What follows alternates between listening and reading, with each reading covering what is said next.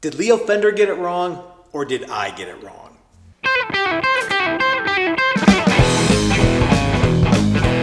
Hey everybody, this is Matt and we're at Texas Toast Guitars. Thanks for watching.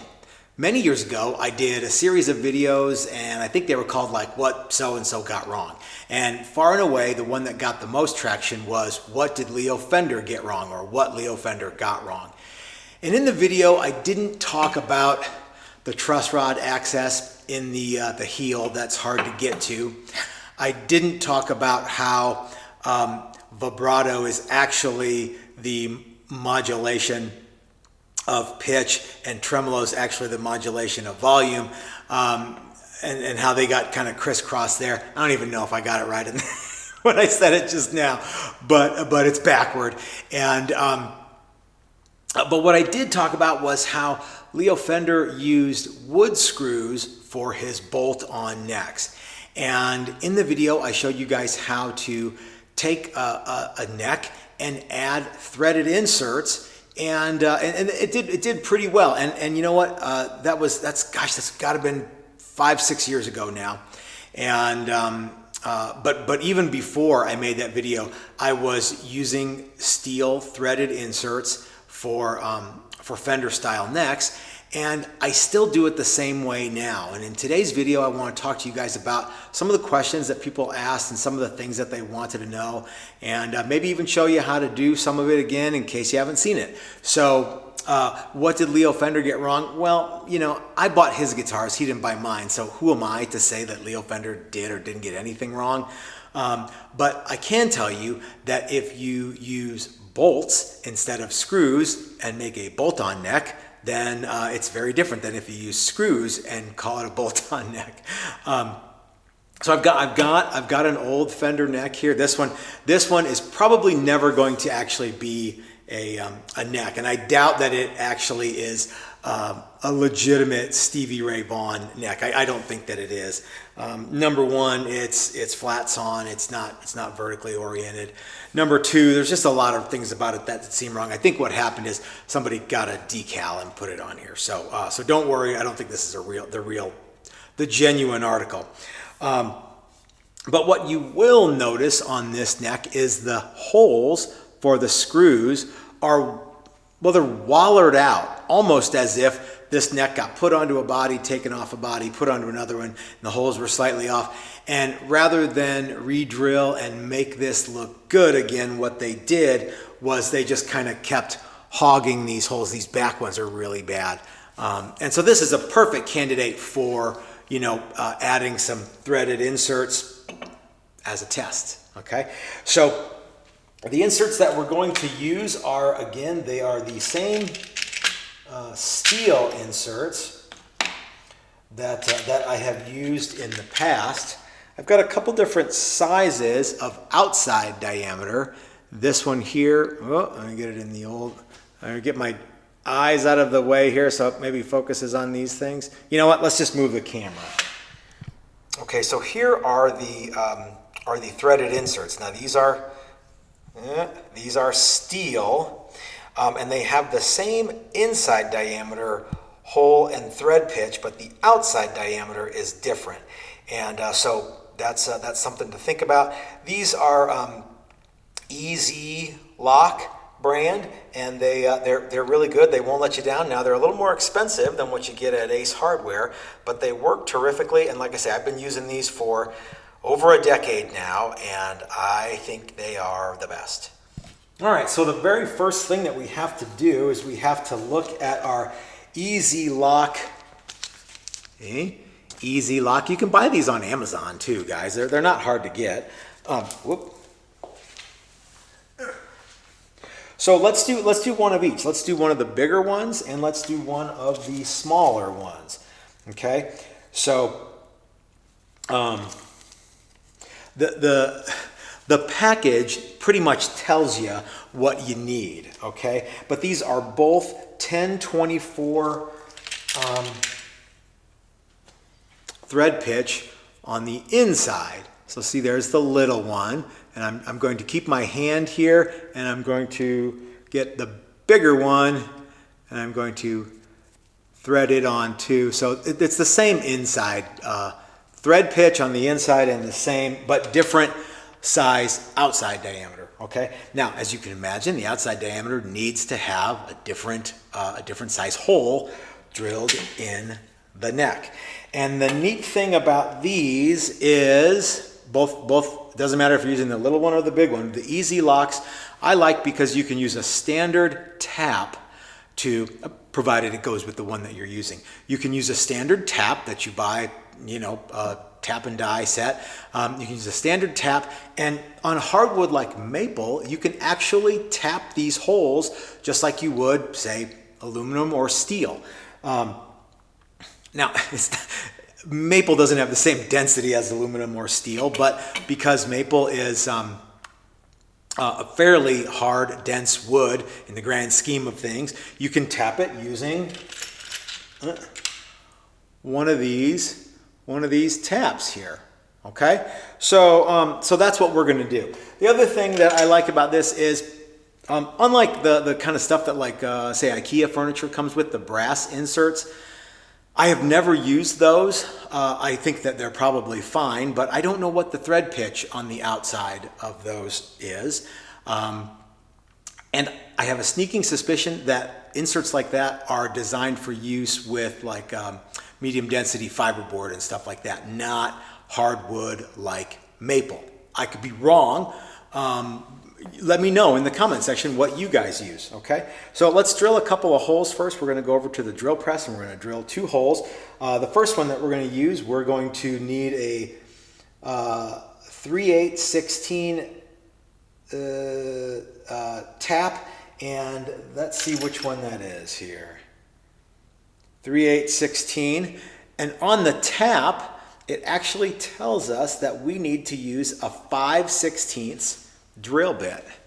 I don't know if you guys can see that. No, probably not. But it actually has a bunch of writing on this tap. So the first thing that we're going to do is we're going to drill. We need a 5/16 drill bit. I might even have one in here. Let's get the old. I don't think I have a 5/16 in here, but fortunately, that's a quarter. Yeah, all those are quarter. Don't worry, never fear. I have a 5/16 drill bit, and I'm going to put it in my drill press right now. Okay, I have a 5/16 drill bit in my drill press, and I'm not going to say you can't do this without a drill press, but I'm going to advise that you do this using a drill press. The other thing is it's hard to keep a neck like this that's on a convex surface, the radius of your fretboard, on a flat surface of your drill press. So I have come up with a couple of ingenious ways to do this, and my favorite one is far and away using the Jorgensen clamp. That's this guy here, that are usually a pain to deal with, but man, for this job, they're perfect because they have flats on them and they will hold my neck flat on my drill press table. Okay, so the first thing that we want to do is we want to drill a hole that is 5/16 in, with the center of the 5/16 hole the same as the center of the hole that we're going to be replacing with the. So we're going to go from.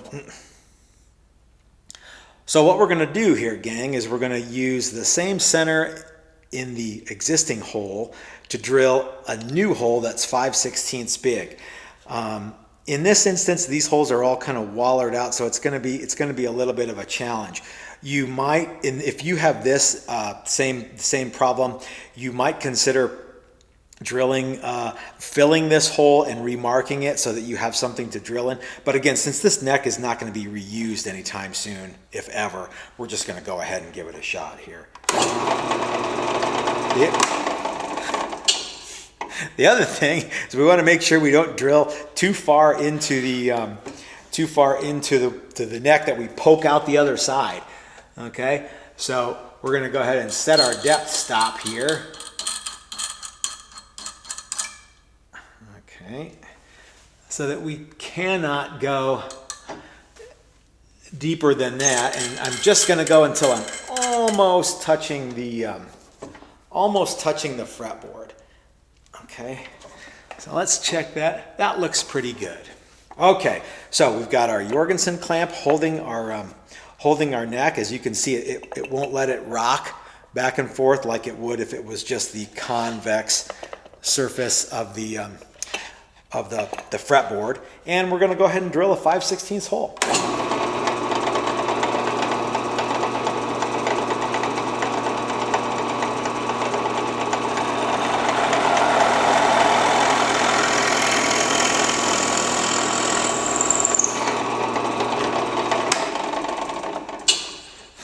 And as you can see, we didn't come out the other side. In fact, we didn't even go down to where we're touching the rosewood. So if I was going to do all 4 of these holes with that 5/16 thread pitch, I would go ahead and drill all the holes. But since I am done, because I'm only drilling the 1, just because we're just showing off, now I'm going to switch out my drill press to my tap, which is my 3/8, what is it again here? 3/8/16 tap. Okay, and I'm going to put this in my drill press, not because I'm going to use it like a drill, okay, but because my drill press will hold it in perpendicular to the table. So I can, let me readjust this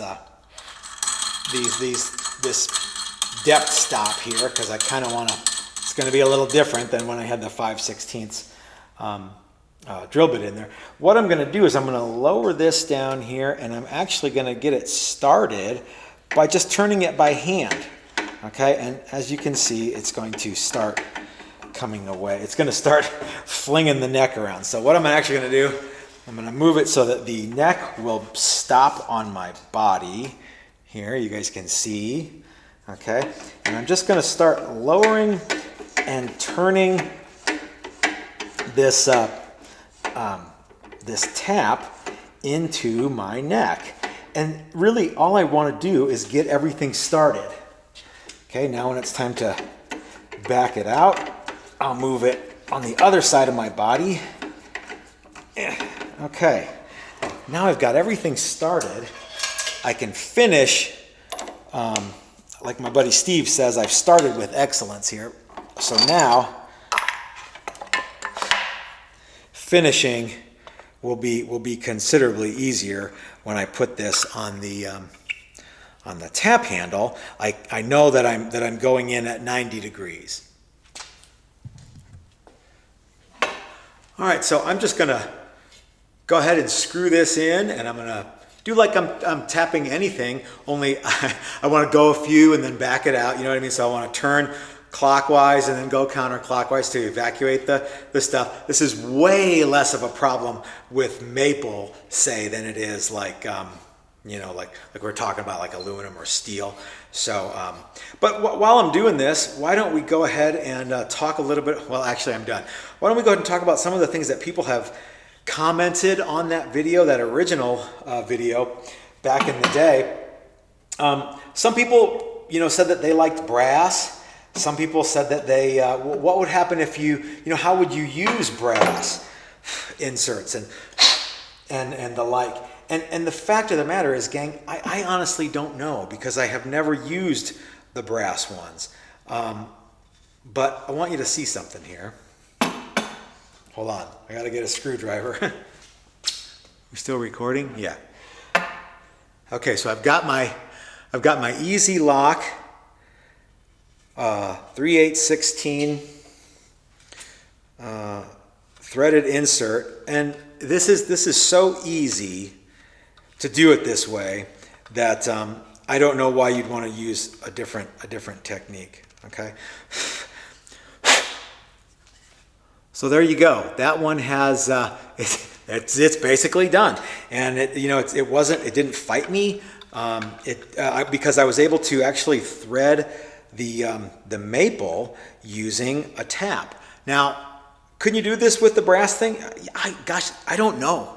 I mean, maybe, but again, my technique for this is has never, ever, ever let me down.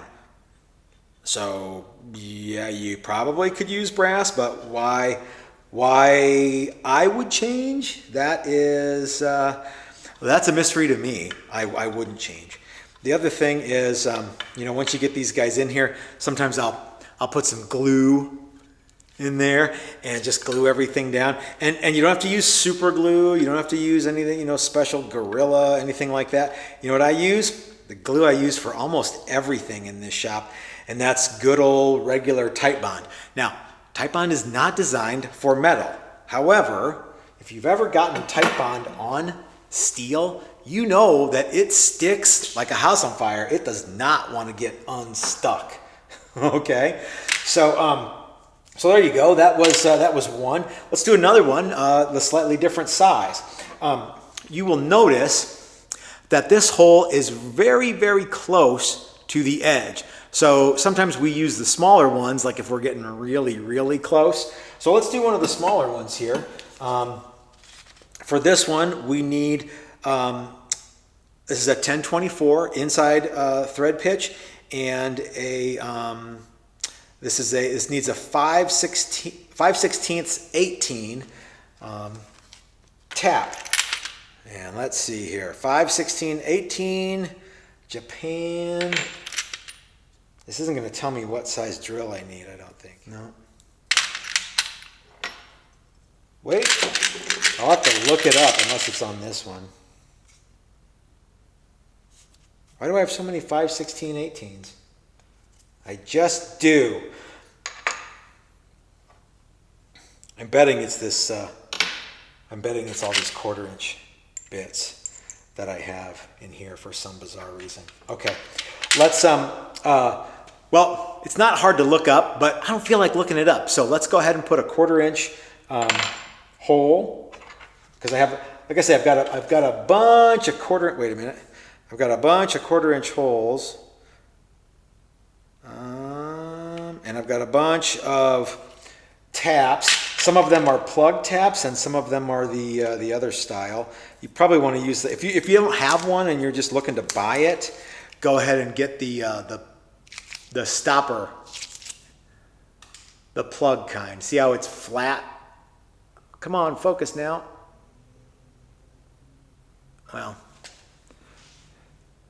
there we go. See how it's flat on the end versus, there's two styles here, and you will notice that one is flat on the end, and this one here that I'm wiggling is kind of got a conical shape on the end. So let's go ahead and use the flat one. How come it doesn't say what drill bit to use? I really don't want to go look at my computer and find out what drill bit to use. I'm gonna trust that it's 1/4. It might not be, but we're gonna find out. Okay, I got my depth stop set on what I believe is the correct the correct size bit. Guys, if you are doing this, obviously look up. Don't do this on your neck unless you know exactly what size drill bit to use. Okay. Again, this neck is probably never going to be a neck again. It's probably just going to be a parts neck. So anyway, we've got our depth stop done. We're going to drill our hole.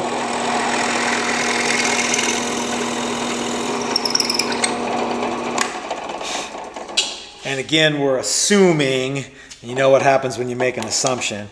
We're assuming that I have all these 1/4 inch bits in my box with all the different size taps and inserts in it for a reason. We're gonna see right now.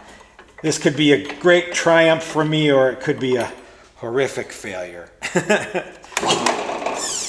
Okay. Now, someone's going to say, hey, how come you don't try to do how come you don't just turn the drill press on and make it thread it for you? Well, you could. Can you guys even see this? I'm moving the camera.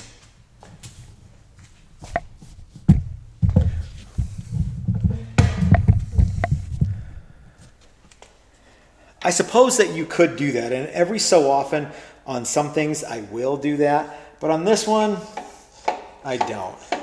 Look at that. It's just going in just like it's supposed to. I think I got lucky with the right hole size here. Okay. And I'm gonna switch out of the way. Gosh, I'm almost there. I probably don't even need to do this. I probably don't need to go back to the tap handle and there you go. All right, but let's do it anyway. So we're just gonna chase this dude in until it stops, and because it's actually flat on the bottom, it's gonna be better than the other one in many ways. And we'll just go until it stops, and we are done. So again, let's go back to people asking me questions about like brass inserts and versus steel, and some guys have said, hey, those inserts aren't for wood, they're for aluminum or something. Yeah, you're right. But because I was able to thread this this mahogany, it works great. And look, I mean, it's like it was supposed to go in there. Even if you have a little dinky screwdriver like this. One guy asked me, hey, what about dissimilar metals? And I'm like, well, I don't think that we need to worry too much about like a dielectric union, because there's no water involved here. So, if you've got like a chrome-plated screw and this steel thing or brass, I don't think that it's going to matter that much. But there you go, guys. So again, this one is the bigger one, and this one is the smaller one. But they both have the same inside diameter, 1024. Okay, and bada boom, you're in like Flynn, except for that's 1032, 1024. There we go. Okay. So we're at 1024 on the inside of that one, and let's see if we can go in with this one too. Yeah, okay, good to go. So you can alter your Fender neck from being a screw-in style to being a true bolt-on with a threaded insert. Because I like to talk, let's talk about why on earth we would ever want to do that. So why would we want to use threaded inserts? Well, for one thing, if you do, you know for a fact that you won't ever strip out the wood, okay? I suppose that if you don't glue these little inserts in, that you could strip out the wood, but I think that if you used, if that was a big concern for you, stripping out the threads on the maple neck that we put in with these 5/16, 16 or 3/8, 16 taps, you could use like epoxy or something. They would never come out. Like I say, I use wood glue and it works great. But you will never, ever, ever, ever, ever, ever, ever have to worry about these guys stripping out. Okay? I suppose some of you guys might be heavy-handed enough to worry about that, but I don't think so. The other reason is, but yeah, okay, well, so what? I don't take my neck off very much. All right, well, let's say you have a vintage style truss rod adjustment, heel truss rod adjustment. You don't want to, cut a big notch into your body for whatever reason. I do not advise that you do this to any vintage instrument because it may have an impact. It definitely will probably have an impact on the value to a collector down the line, okay? But if you've got like a vintage style neck with a heel adjust truss rod like this, having threaded inserts, you kind of got to take the neck off at least a little bit to make adjustments to this rod here. So having threaded inserts means you could whip those things in and out thousands of times and never ever ever damage the maple, like you can see somebody did here. Okay. Another reason is because you like taking the neck off, or maybe you think that it does something to the tone of the guitar. Maybe you think it holds it tighter. or maybe it, well, actually, I bet you this does hold it quite a bit tighter. So you could put some torque on this dude, and they're not going to go anywhere. And then if you've got like, you know, sometimes you have a neck that like, I kind of need to tweak it this way a little bit, but the screws, the wood screws, they just don't hold it tight enough. Most of the time they do, okay? But sometimes they might not. Like if you've got wood that's been damaged, okay? So if you've got something like that, you need to tweak it a little bit. Boy, some threaded inserts like this go a long way. I don't offer this service, generally speaking, but I guess if somebody wanted me to do it, it's not hard to do. You guys could do it. But if you guys have any questions about this, or you're like, hey, how come you didn't do this other thing? I don't know what you guys want to know, but the brass stuff probably works great.